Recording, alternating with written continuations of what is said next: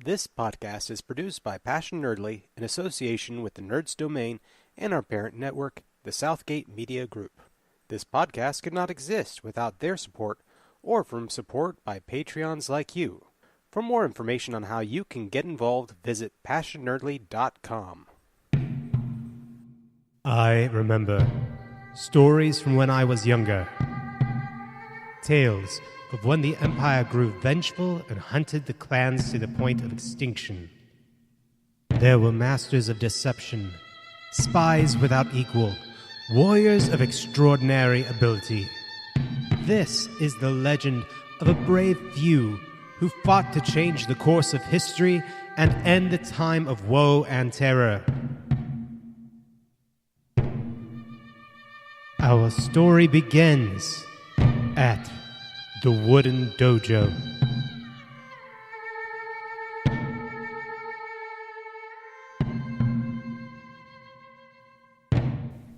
So hi, and welcome back to the Wooden Dojo. I am your GM, John, and we are joined today by Cristi. Hello. Roxy. Hello. Chelsey. Hey there. And Kevin. Hello. So David and Sean are not going to be here today. Well, they're not here for this episode. I should say that David will be coming back and joining us later on. Sean is just under the weather, but that's okay because we've got plenty to work with for today. I've got lots of neat things coming up. Also, definitely want to say thank you to all of our listeners right now for hanging on and coming back for this episode. And also for all our new subscribers on our YouTube channel. So thank you all for the subscribers that we've gotten there recently. That's great. Thank you so much. So, when last we left our intrepid group of ninjas, you had recently finished traveling to a temple that was just outside of the main districts of the capital city of Daiwa. You had been informed by the owner of the tavern there, the Arata Ryokan, that there was something stopping messengers from getting through a tunnel that they had within this temple. And it had been a few weeks. And this was likely why he was unable to contact any of the ninja. He's not certain how long, actually, whatever was happening at this location was happening. He just knew that, obviously, something had gone wrong. So it could have been before that, even. But your characters traveled to this run-down temple, traveling into a rather unkept area of the capital.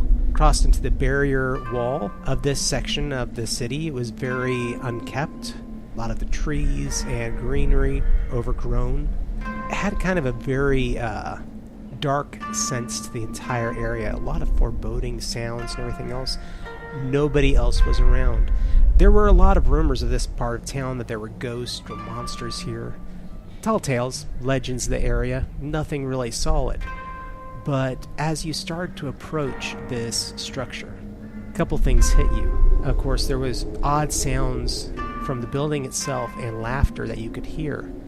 But the other thing that struck you all was that the building was similar in shape and design to the Wooden Dojo, which many of you might have even been trained at back in Danketsu.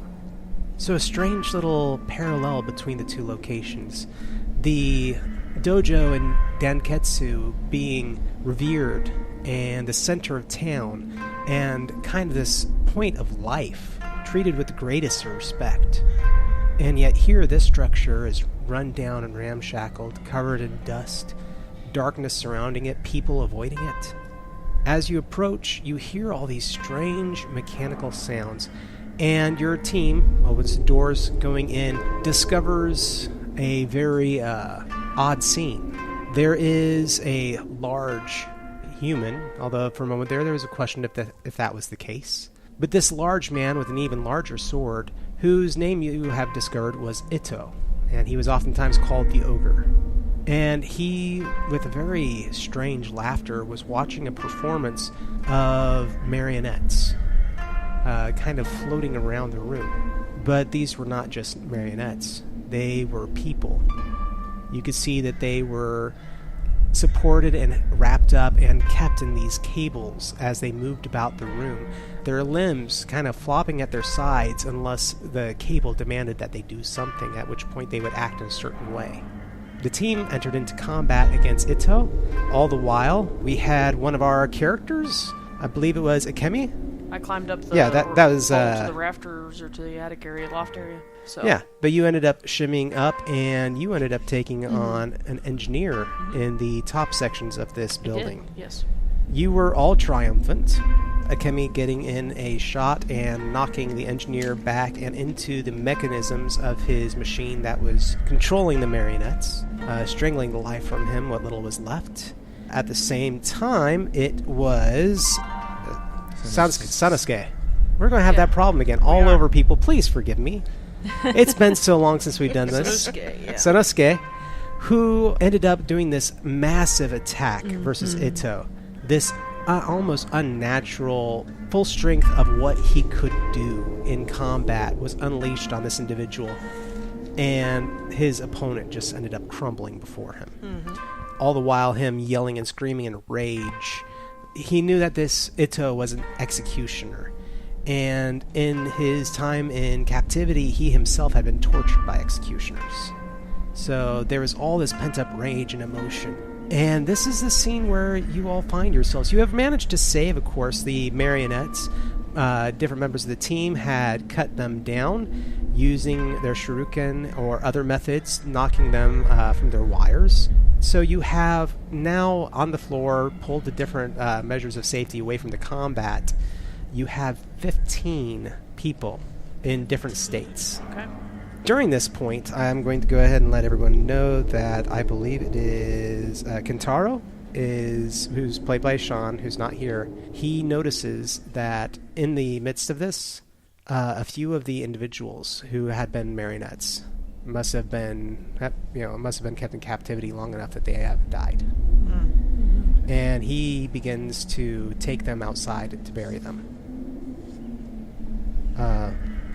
At the same time, we have Sannosuke, who, overcome with the emotion of his actions and what has happened, and especially some of you looked at him with a little bit of shock and horror at what he was capable of doing.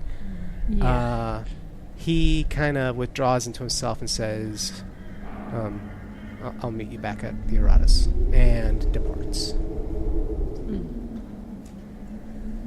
So, what are the rest of you going to be doing? Let's go ahead, and I'm going to start with Kevin. We'll go ahead and start with you. We're going to go around the table for this scene.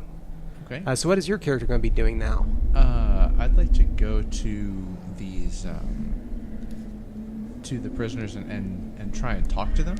Okay. And ask, each one that I can get to, and that is responsive, how long have you been here? Were you sent by, or who were you sent by? Why did you come here? All of that stuff. I want to try and make sure not to give away the name of Arata Ryokan, but I want to try and sort of pump them for information. Okay. Yeah. So in the scene, you begin to try to talk to or rouse these individuals. As you begin to, kind of pick them up or talk to them or try to, shake them, you notice that there is a certain amount of motionlessness to their limbs. It's not so much a paralysis, it is as if the motor control is not there. And as you talk to them, their eyes are moving, they're blinking, and you think that they can hear you, but you are unable to communicate with them, they're unable to communicate back with you.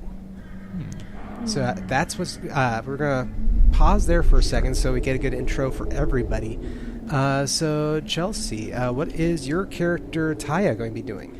So, I'm imagining that, she used her shuriken to help cut the cords. We're probably still connected in some way to the gear or supports or braces. So I'm pretty much just focused on trying to break them free from whatever mechanisms they're still attached to.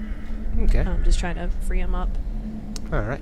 So for the most part, they're not like locked or anything. It's a pretty simple latching mechanism that has held them in here. Okay. Which kind of says something to you in your mind. I mean, they were not locked into these devices. I mean, they were held secure, but that's about it. So you're able to pretty much, takes you a moment to figure out the first one, and after you figured out how to undo the bindings on one, you start figuring out, okay, so that's the, that was the wrist, okay, here's the elbow, all right, what's next? And you start, it's a slow process to some extent, finding where all of them are attached, but you're able to slowly get them out of these, kind of bindings around them.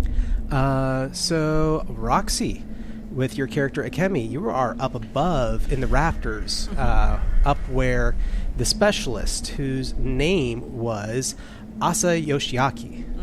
He was Specialist Asa. His equipment is up there, but you also notice in the area that he was standing is this large, about 7 foot by 7 foot platform, and with different forms of controls up there that he was probably using to, move the marionettes about. But you also do see papers, journals, other things up there as well. So what is your character doing? She's collecting those papers and journals and looking through them. Probably not too detailed, but she's looking for anything that catches her eye that she needs to be aware of. Okay. You will end up finding, there is specifically the diary, it actually is written out on the cover, the diary of Asa Yoshiaki. There are different just books about plant life or biology here in the area. And there are some large plans drawn up, and you recognize the name on them. It says Operation Mousetrap. Which, when you had visited the headquarters, you had seen. That was what the captain was working on. Yes. I don't remember my captain's name at the moment. It was Captain Harada. That's right. So, these are detailed blueprints and plans. There's a map of the city and a few other things, mechanical devices that are here. So, we'll be getting back to you. And so, Cristi, in this scene, as you're coming out of this, what is Makoto doing? She is going to go to... It's going to take her some time, but she's going to check out each captive that is still alive, and see if there's anything that she can do to help get their wits back to them, since she's noticed that something is still off. They're not really responsive, so she wants to see if there's anything she can do healing-wise. All right. That maybe will snap them out of their mental daze that they seem to be in right now. Okay. So your character begins handling these individuals as well that had been held captive. You, as you begin working with them, you notice that same lack of motor function, overall general motor function. Again, they seem to have their wits about them. They seem to be able to hear you when you say something. Their eyes are looking at you. They are blinking. They are still able to breathe. Right. And so, but the thing that you're noticing instead is that their limbs seem to have no motor function, no muscular control. They don't. You're testing the joints. You're testing those muscles in their knuckles, and it's almost like there's stuff there. It's returning to a relaxed form, but it's like their actual nervous control of their body has been blocked somehow. Okay, she'll start looking for any kind of incisions or anything. Okay. Maybe to see if there's any blockers that have been put at any, major sections of the body for like nerve blocks or anything like that. All right. So we're going to be saying at this point that we're going to need a roll from you with holistics. And if Kevin, your character is also there working with the bodies, is there anything that you would like to attribute to that, or is there a skill that y'all want to use in conjunction at this point?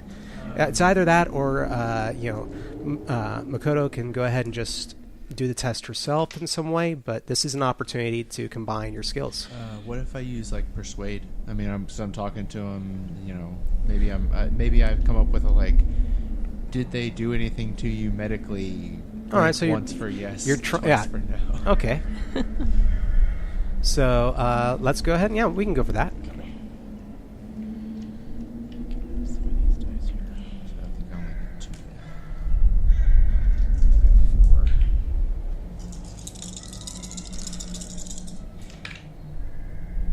now. 4. Successes. You got a 1 7 there, and or you above. got a 0 there. So 7 that's above. So that's And a 0 is 2 successes. 2. Yeah. Yep. So I got 1 as well. I got an 8 and a 6. 8 and a 6. Yeah. I got just 2. Okay, so that's 3 successes altogether? All right. So you begin to observe their bodies. Now, as you're doing this, you're going to be noticing other things as well. Mm-hmm. But the one thing that you do notice is, as far as incisions or other things go, there doesn't seem to be anything that they've managed to do to the body other than attaching these devices. You're talking to, you're trying to talk to them, trying to work out some method of communication with them as well while this is going on. Did they do anything here? I blink once for yes. You can hear me, yes, and they're, you're working out this method of communication, and they are responding. But you're like, did they cut you? Did they do anything physically to your body other than this, these things that were on you? Mm-hmm.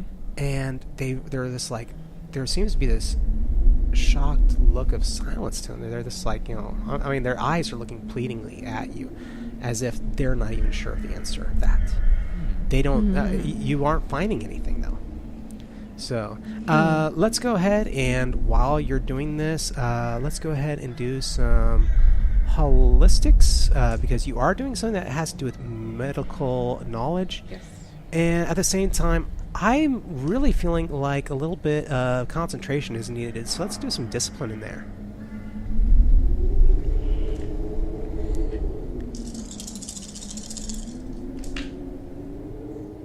Three successes. Okay. You're also, as you're manipulating their bodies, you're finding signs of bruising. Likely when they were in these marionette forms and their limbs were flopping around without any certain give, there is a possibility that some of their muscles have been damaged and possibly some bones have been broken. Okay. All right. And so, I mean, at this point, you're going to be able to start setting limbs and things of that nature using the holistic skill. All right.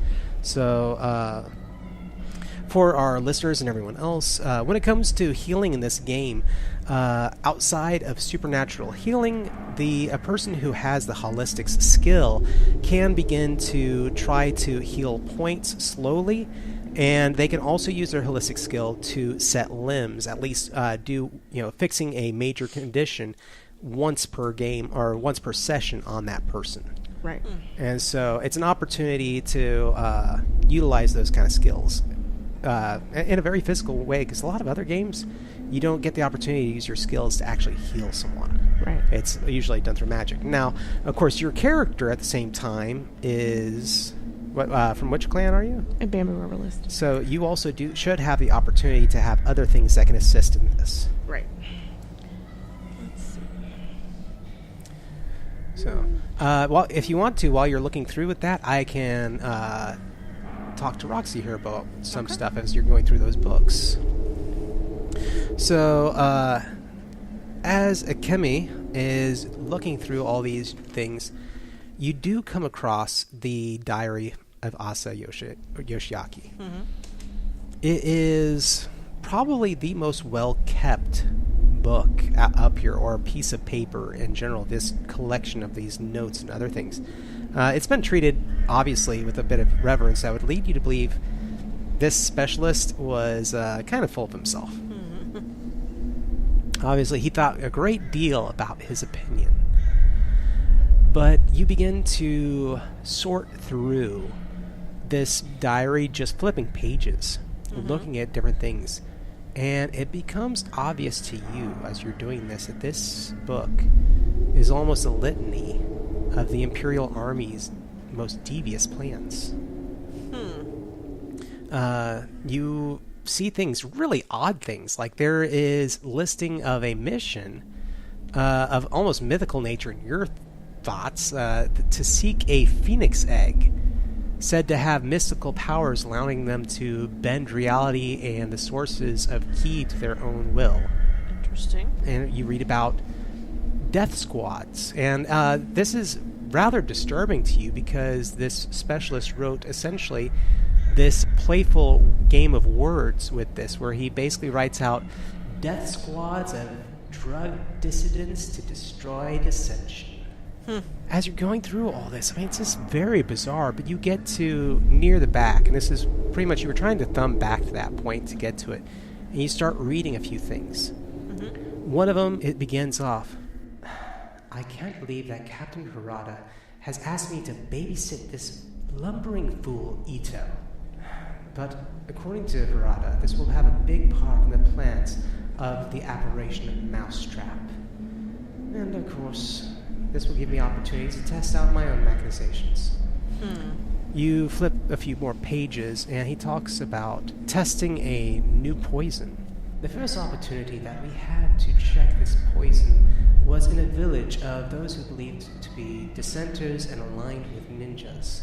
By adding it to the water supply, we managed to, overstimulate the populace there.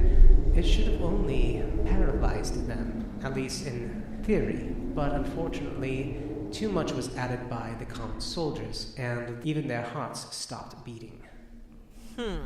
But now here, with my captive audience of Ito, I am able to test this, and also a few of my other designs, to see if I can balance this out a little bit better. After all, this would give us the opportunity to capture an entire village without combat, and if we can keep them alive, then be able to question them. Simple ingredients, all from around the capital.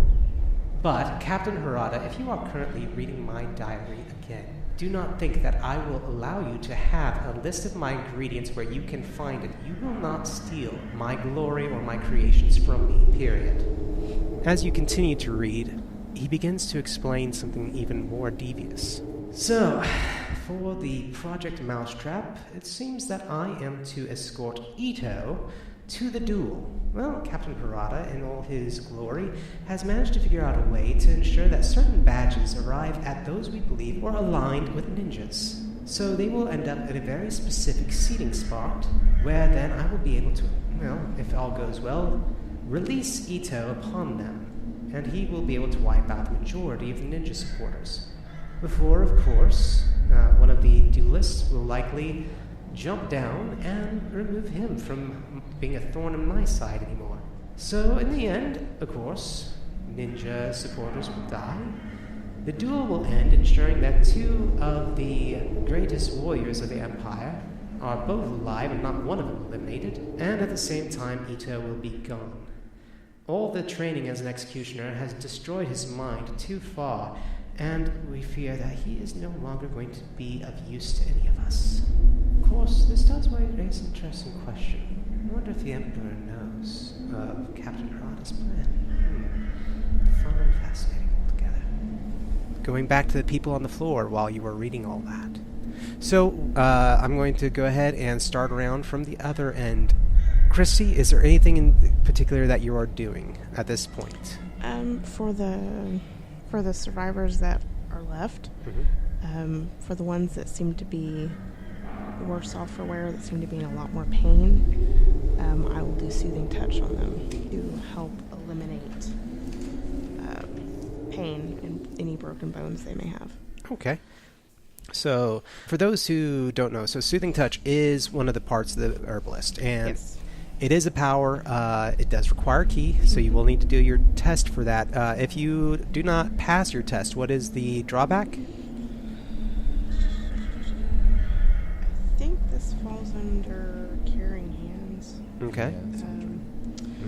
It would raise it's a chaotic key reversal, and it would raise the condition by 1, so they would get worse off by 1. Okay. Thanks. So, So I could hurt them if this doesn't work. yeah. So the downside to that, just to explain. So with conditions, there's a level 1, which lasts for a scene. There is a level 2, which could last for a session. There is a level 3 that could technically last for several sessions. Or, and I should rephrase that, level 1 is, for the scene. Level 2 could be a couple days in-game. So it doesn't have to necessarily be a session. Yeah. But then the level 3 could be an entire session or, whatever length of time that the player and the GM work out. Right. So it's one of those things where you wouldn't necessarily be hurting them, but it would possibly cause it to take longer to heal. Okay. So It's my yang plus my empathy for the dice pool for it. All right. So I'm not sure what I'd have to roll to be successful because this will be my first time to actually use. All right. Well, it's a level. It should be. I'm very certain it's a level it's 1. A level 1. So you need 2 successes. Okay. And that's pretty much all there is to it. Okay. It's like this will be the first time I've used Now, any of my special stuff. I will also mention that since you have a certain amount of time, you could try to channel some ki to get your level of that up by 1 at least before you do your roll. And can she spend karma too? She could spend karma to add another dice. Add another die? I'll do that. I'll spend a karma to add. Okay. All Grab right. one out of the... So it's one of the It's one of nice, these up pretty. here. We have a nice set of pretty metallic dice from Chessex that we're using We for should ours. probably move that closer to the middle of the table. Probably. If you want to just go ahead and.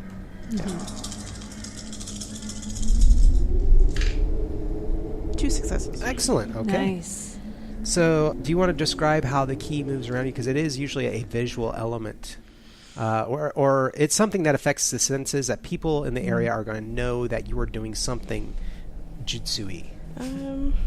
That's a technical term. Jitsui? Yes. Yes. New adjective. She's gonna rub her hands together, kind of like you would, just trying to get them warm, real quickly.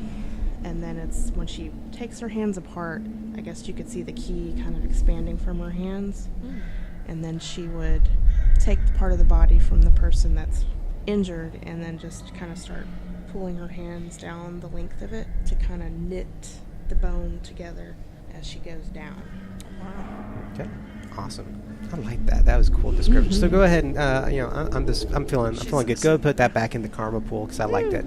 Yeah, that was really cool. All right. So everybody sees this as she's channeling the key, this warmth of light, perhaps even the smell of the fields as she's doing this and healing this person. You will notice that there is a little bit of a reflexive motion as one of the fingers begins to move.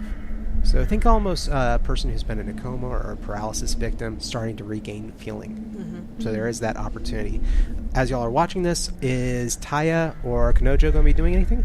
Probably after I've gotten all the braces or, the different things off of like the elbows and the wrists. I'm probably just working on general cleanup and trying to hide the tracks of the damage that was done, especially after Sannosuke with his epic attack.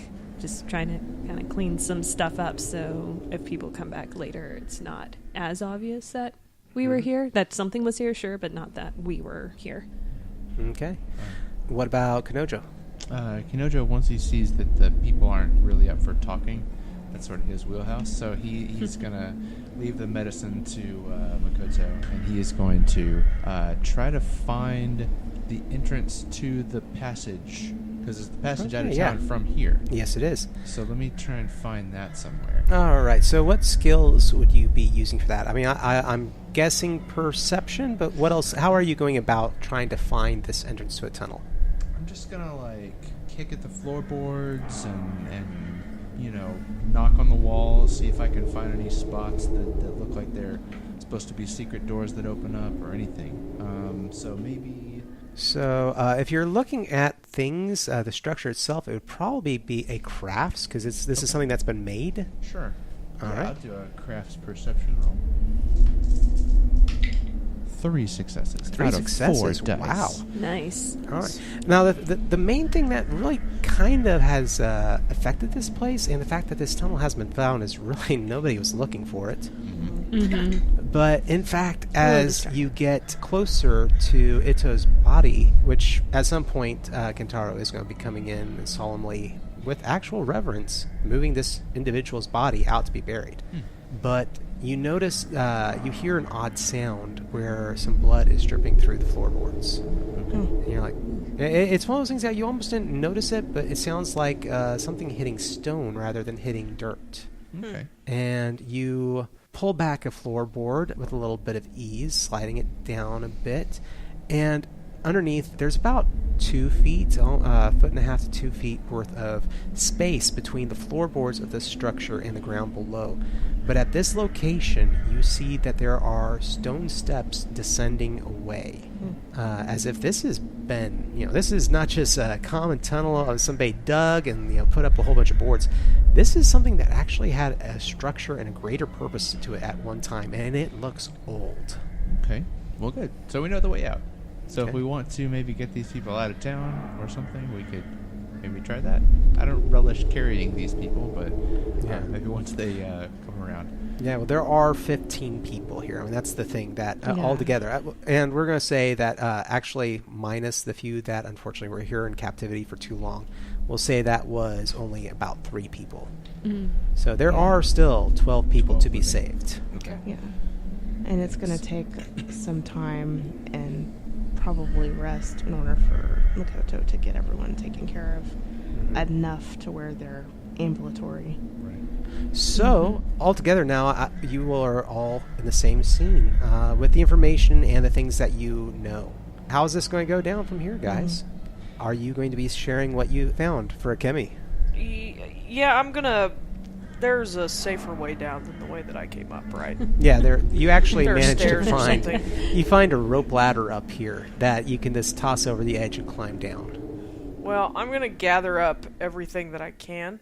I don't know if that's a lot, but... It's an armful. Okay. Yeah, I don't know if I can carry everything, but... I can climb up to help. Yeah, either that or, you guys just, there's a book that falls, in another book of... Hey, watch it. Yeah, I just start dropping Gosh, Akemi. stuff and scrolls and It's just stuff paper. like that. It's just paper. Yeah, it's not going to hurt it. Yeah, I'm little. I could have. And then I climb down, and I'm still I may even be climbing down and reading something because I do have insatiable curiosity. So I'm probably just really focused on it, and I don't really even think to ask what's going on down here. It becomes obvious to you as you're doing this that the specialist, he seemed to have been entirely obsessed himself with anatomy and ways of controlling it. Yeah. In fact, you would say that was the core of what he did for the engineers. This is not medical science. This is almost as if he turned torture into a science. She probably, or I probably am so absorbed in his diary that I really am not paying attention to what's going on around me. Now, if somebody says something to me and pulls me out of that, I would probably at that point share what's been going on, but I'm probably so consumed, and I do get a karma for that. Mm-hmm. Okay. I'm so consumed that I don't know. I mean, it's one of those things where I get a karma for insatiable curiosity when met with task or mystery that consumes concentration. And then I also gain 1 karma when they choose to not share helpful knowledge with the group. But I haven't chosen to do that. Okay. I just have not been made aware that I have knowledge that's helpful to the group. I'm just fascinated with this study. So if somebody, if that comes up, if somebody asks me... Okay. Which, of course, raises the question, is anybody... you see does her anybody tossing even- books over the side. She I comes mean, down with I'm papers. taking offense because I can see that as I'm trying to clean up, that you're throwing things around. I'm like, Akemi, I just cleaned up over here. Watch it for my head. I'm just trying to gather all this stuff, and then probably by the time you... I couldn't carry it all down. I'd only have 1 arm. Well, probably as you still have your nose in whatever book you're in, I'm just like, here's your stack of stuff. Yeah. So I'm probably the one to snap you out of it. Be like, thank hey, you. you dropped these? Oh, thanks. You're welcome. What are these things? This is the guy that was upstairs. This is all his stuff. It's a little fascinating. He was a sick and perverse individual. He did things that... Because he was an engineer, right? Yes, he was. Did I know him? You had heard of him in passing. I don't remember. I'd heard of him. Okay. You knew that he was kind of known for being kind of reclusive and... well, good, because he's a creepo. Yeah. And narcissistic. That was another way people described him. No, I thought stringing up people as marionettes who are still alive was, just his way of welcoming visitors. He's just making the place homey. It's one of those things of whether or not it was the big guy who didn't seem smart enough to do this, but you never know, or the guy upstairs. But yeah, it looks like he's developed a poison. There's not anything in there about an antidote or anything, right? Because he wouldn't even give his ingredients because he was afraid somebody was reading his He stuff. doesn't mention an antidote, but that's not exactly your area of expertise either. No, it's not. But that was a question I had earlier. But yeah, apparently he has some poison that he was testing out on people here. So, so that these explains guys a lot. These guys will come around then sometime. Maybe. Maybe. We don't know. I mean, I don't even know what's... I mean, not that it would mean anything to me, but I don't even know what's in it. I just know he wants to paralyze people, and they've tested it out on a village. Have we ever heard about another village a whole village dying? There's been all sorts of rumors of stuff like that happening. Okay. I mean... may not be a rumor. And not always, and sadly, rumors are sometimes not always at the hands of the Empire. Yeah, well, yeah. It was probably blended into any other tragedy that's been going on around lately, so no one really probably thought any different of it. Yeah. The problem is we don't know. Well, it seems like that was an accident. They shouldn't have died. And he was in charge of the dosage here. So it was only supposed to paralyze him, but I don't believe the text really indicates if it was a temporary paralysis or intended to be a permanent paralysis. Did you notice any chemicals or anything upstairs when you were up there? I didn't, did I? No, you didn't. Just papers and stuff. Yeah. So there's either somewhere else around here? Yeah, you really haven't had much of a look around this place yet. I would probably be motivated to go up and dig around. Yeah, if there wasn't any vials of anything up there, yeah, Okay. I'd probably be looking around too, because I would be interested. My insatiable curiosity wants to know what's in the ingredients. Okay. So, this, of course, is going to bring up a whole slew of stuff going on here. You are looking at this, laying out all the possibilities. There could be an extended holistics checks, because you've got 12 victims that you're having to work with. Yeah. Setting bones, doing whatever, however you're going to go about it. Because you could just use holistics rather than the ninjutsu, or you can use the jutsu to do it. I also have alchemy healing also. And there we go. So I can combo it if I need to. You are able to discern, based on the amount of work that you've done already, that these are level 2 conditions. Okay. Yeah, they could clear up in a couple days. But in the meantime, you need to make sure that they're still getting water and other things. Right.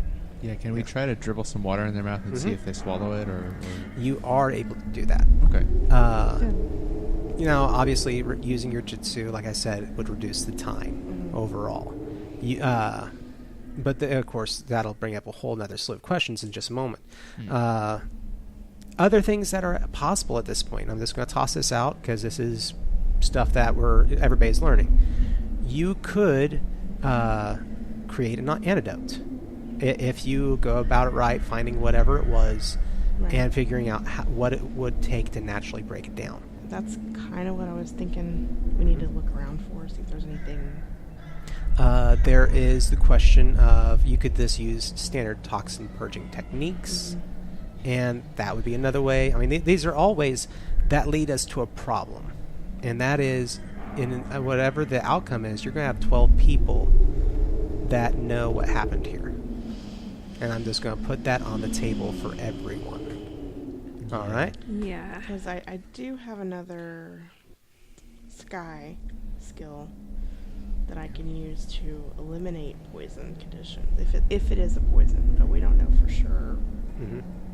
And one last thing, because of the tests that you were doing, Kevin, for Kinnojo, the thing that also is coming to your mind while you're doing all this, especially communication and thinking a little bit more about the situation outside of just the medical approach, you've got other things that you need to be doing here. Do you need to be looking for help to care for these people?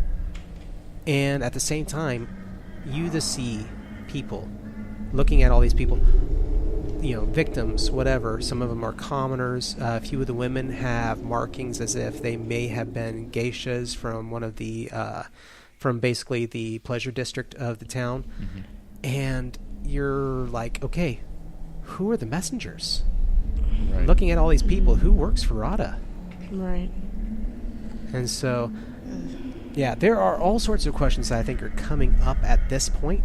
But I'm also going to say that this is a point where we're going to go ahead and pause the episode. Actually, not pause it. We're ending this episode, and I'm really hoping that you are all as perplexed as my players, and we'll be coming back for the next one. If you are, write us at perplexed. Perplexed at passionately.com. All right, guys. See y'all soon.